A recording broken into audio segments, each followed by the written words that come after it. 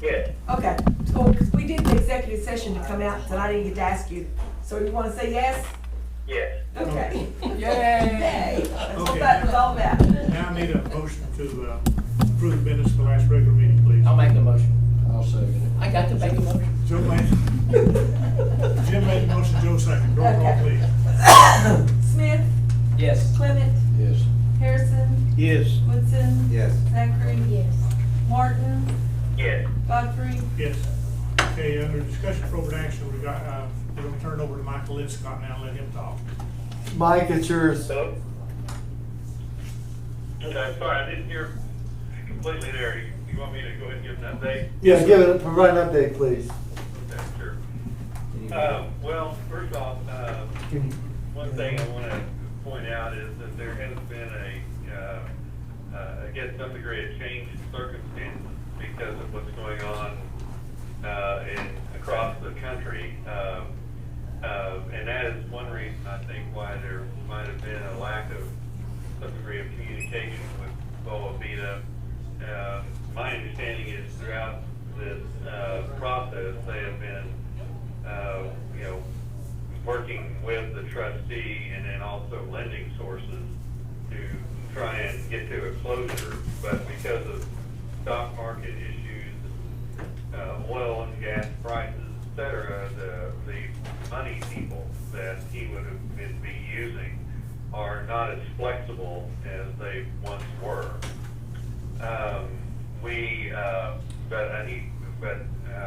What we learned today, number one, from I guess some phone calls in the last day or two, that is the neglect is the right word, but not being as communicative with us as early on is really because we weren't the issue. It was really more the money issue and being able to close issues. Recently, they asked for, Boa Vita and his counsel asked for and received an extension of time to close the court as of today, really, is through April the 14th. Closing may take a little bit longer than that, but the court's given them that date because he wants to keep their feet to the fire and everyone moving. My first sense, and the board can expand on this one way or the other, was that today he shared with us these issues and that he seems committed. He was even more encouraged after looking at the bill that is currently going to the House for approval, the Senate approved. There's 3 or 4 levels of financing in there and guarantees and SBA loans and then critical access hospital provisions that he thinks can be utilized to try and help move this along sooner rather than later. And so in that vein, we're looking at that. He's looking at the current and then some additional lending sources, as well as ways to utilize the new bill once it passes completely and is signed by the president to benefit this transaction in some way. My understanding outside of this, just what I've read about it, is that there are such provisions. So he's got a consultant he's working with to try and achieve that. We discussed the current operation of the hospital and the ability to sustain staff, and that's a problem the longer that we stay, not fully operational. He's aware of that, but still is committed. And again, the board, correct me if you're wrong, but my sense was that Boa Vita is very committed still to closing the hospital deal with Haskell and to growing it, opening it and eventually getting it to where it's taking on more inpatients and the things that they started off to do. But he really emphasized that what's been going on for in the news for the last 2 to 3 weeks, but it's really going on for more than that. With the market, oil prices, and the coronavirus is really creating a difficult time for getting private equity type lending, which is what he was looking for. But he's looking at other solutions and so forth.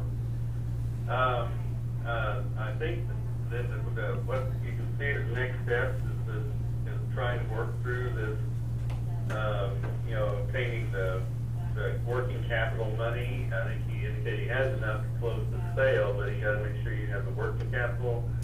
And that's where he's working on now through the, through the bill that passed the Senate last night, what I was talking about a moment ago. And then we've also lined out for an updated call with him, an official one, for April the 10th. And we'll have that call, that'll be with the board. And things that develop in the interim, either his counsel will contact me or Dr. Singh may contact Bobby as the representative for the trust. So that we'll stay more informed and not have the periods of time where we're really just not hearing anything directly. Some of that, I'll let you know, and again, I'm not sure how much, I know the board's familiar with this, how much other people in the room are, but whenever you're represented by a lawyer, I just can't call Dr. Singh without his lawyer letting me. Well, the lawyer here in Oklahoma hasn't had that much to do with this, mainly because we haven't had any recent serious disagreements on the lease. That's going to be very easy to conclude. So, but I can't just call Dr. Singh. So what we did was able to get word through the trustee and then through to Dr. Singh, who then reached out, directly to Bobby, and then of course we had arranged this call with the trustee and his lawyer in North Carolina, so that we got this done. We'll hopefully have improved communications going forward. I hope I covered everything. That's all I have at the moment. Okay. Any questions for Michael? Yes. Michael, this is Andrea from the hospital. Is there any projected date that we're looking at that they're talking about, or it sounds like it's kind of you guys are feeling your way through the process as many things are changing? Yeah. April 14th. Well, I think the two dates to think about are the court has given them a day of closure for April the 14th. And that's one of those dates, I mean, it's a real date. They've got to tell the court, they closed or why not, and then go from there. But probably a more important date coming up is, crossing your fingers that this bill, passes and keeps in it the 3 or 4 items that are very helpful to the critical access hospitals in general, which benefits this one, as well as the SBA and other types of lending and capital injections that are provided for in that bill, at least as it currently reads. But not any other solid date other than a date that we will have a communication with on April 10th in advance of that hearing to get an update. But I suspect we'll be updated between now and then. Thank you. You bet. Any other questions? Anything else? Thank you, Michael. You're welcome. You need me on, or you want me to hop No, on? we're fine, thank you. Okay. Thank you, all. Michael. Take care. Thanks, Mike. Bye. All right. Hey, Bobby, call me in a minute when you're done. Okay. You bet. Thank you. Dan. Bye. Okay. Bye. Any other thing before motion for adjourn? Any other discussion? Yes, sir. I asked a question on earlier, if our hospital had everything it needed right now. Yes. And I really had not talked to Andrea before. Sure. But I thought she might need to voice. Yeah. So as far as like our N95 masks, we have, I think, a couple of boxes, which isn't a whole lot. And they actually expire in May. We'll continue to use them. We do have an order put in for some. On the order, as Medline, the company that we use for medical supply products, it said that there was some kind of disclosure that the availability is limited, so we don't know if we'll get it or not. And that's where a couple of our nurses that sew are sewing us some cloth masks, literally as we speak. So if you guys happen to go into the hospital and you see a sewing machine, don't make fun of our nurses. They're doing something really important. But our plan is to utilize cloth masks over the N95s when needed, so that we can just take those cloth masks and then wash them appropriately, Right, yeah. and then hopefully save that really important PPE. I also called our linen company. We have a delivery of linen, next Wednesday. We have, some gowns, but they're limited in supply as well. And we know that probably that's gonna be one of those hard to get items. So our backup plan for that is to utilize patient gowns, which aren't, you know, it's not the best in the world, but it's better than nothing. So we have some backup plans, that we're working on right now, but we have very, very limited quantities of, Mask are critical. yes. Thank you, Andrew. Yes. And how's the physical condition? Your heating, air? Well, we had, I think I told you guys, we had 3 rooms that during some of the heavier rains leaked in a new spot.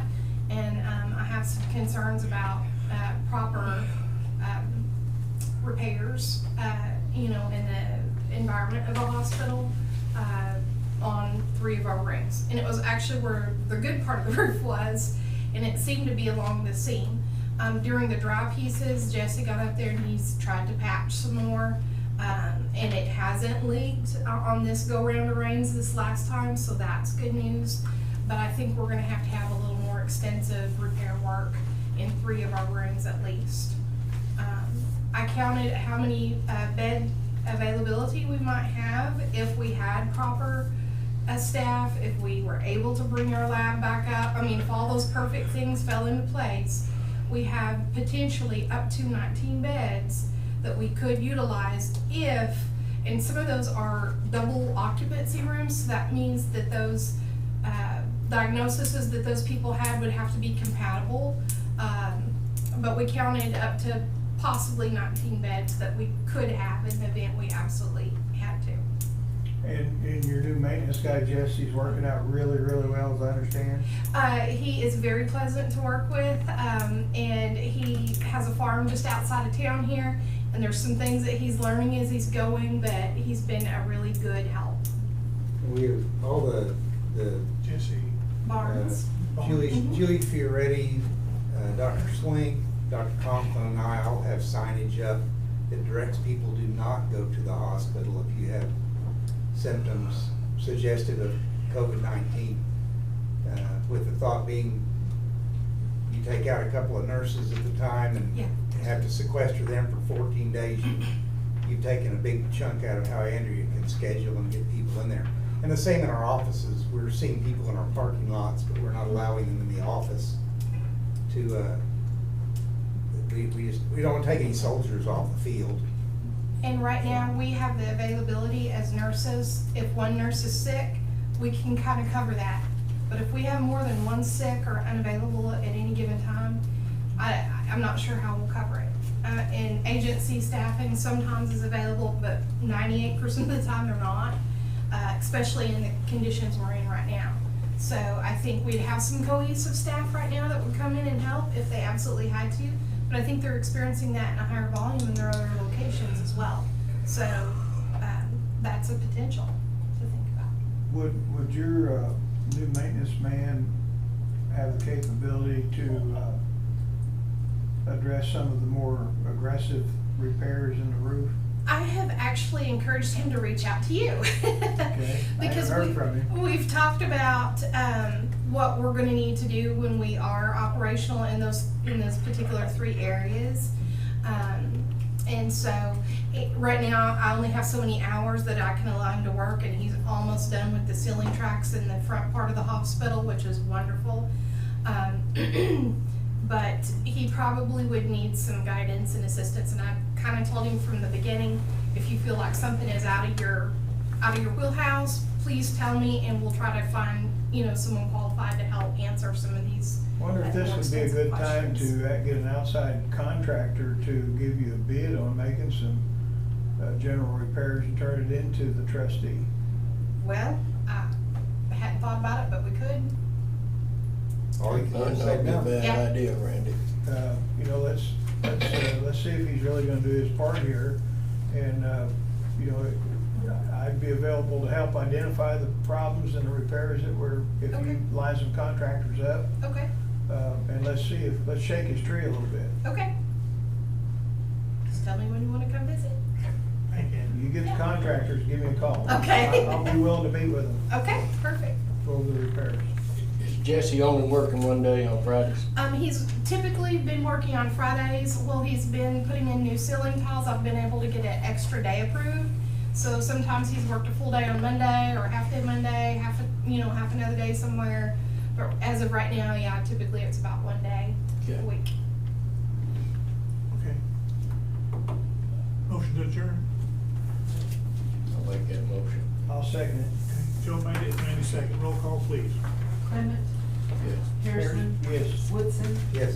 Zachary. Yes. Smith, Martin, Yes. Godfrey, Yes.